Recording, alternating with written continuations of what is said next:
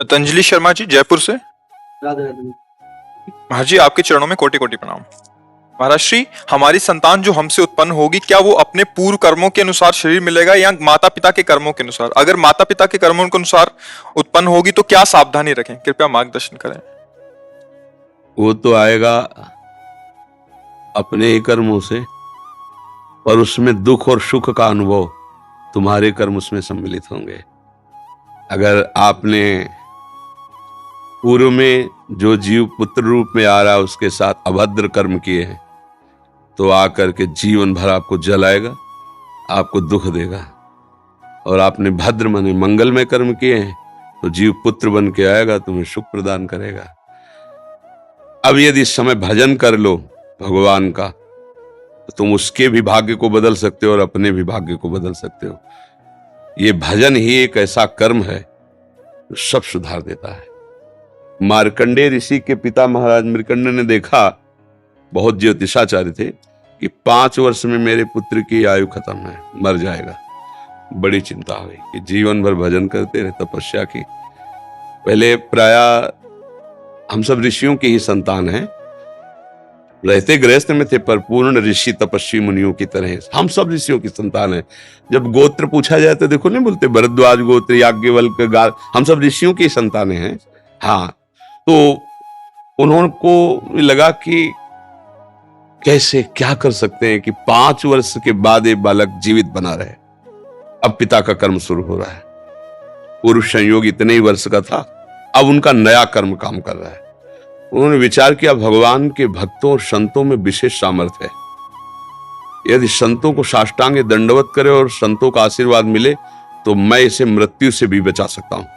उनको पता था, उनकी श्रद्धा थी, उनकी भावना थी। तो प्रायः पवित्र नदियों के किनारे ही ऋषियों के आश्रम होते थे, तो गंगा जी के समीप ही तो घाट में खड़ा कर देते। जो भी संत दिखाई देते, वैष्णव तिलक या शैव तिलक, वो सबको आदेश कर, छोटा सा बालक 2 वर्ष 3, साष्टांग प्रणाम करो, साष्टांग प्रणाम करो।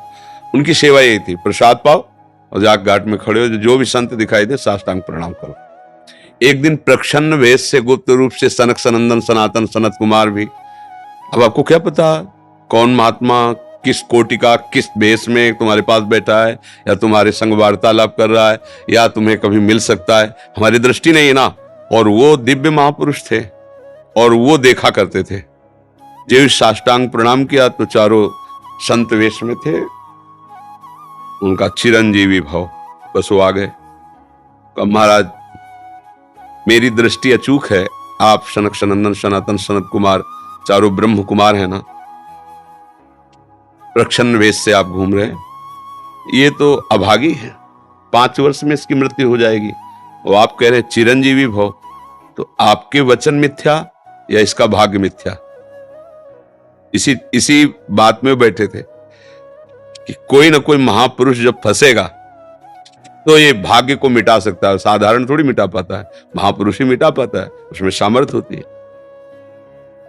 तो उनका ठीक है, चिरंजीवी तो रहेगा ही। तुम्हारी ज्योतिष से तुमको पता है किस मिनट में किस सेकंड में मृत्यु होगी।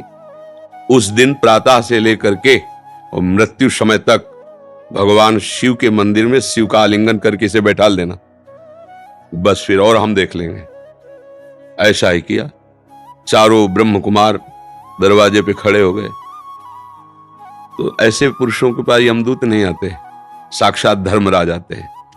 धर्मराज ने देखा सनक सनंदन सनातन सनत कुमार, तो उनका इस जीव का समय हो रहा है, आप आदेश करें तो मैं इसे ले जाऊं। बोले मैंने तो चिरंजीवी भव कहा है।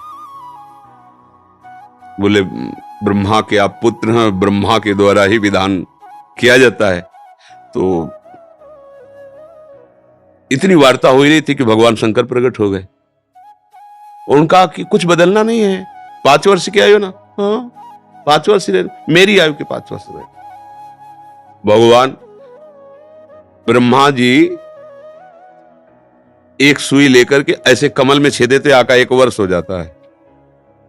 वो क्रम जब समय का नहीं, जैसे उत्तरायण दक्षिणायन देवताओं के दिन रात, ब्रह्मा जी का दिव्य 100 वर्ष का जो आयु का विवरण है ना, उसको जब पढ़ो तो होश खराब हो जाएगी। एक दिन में 74 मनु बदल जाते हैं, इंद्र बदल जाते हैं एक दिन में।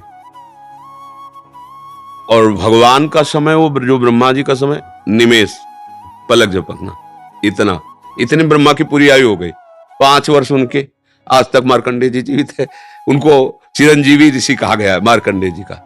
अगर पिता भगवान का भजन करे तो अपने भाग्य और पुत्र के भी भाग्य को बदल कर जैसा चाहे वैसा कर सकता है। भावी मेट सके त्रिपुरारी।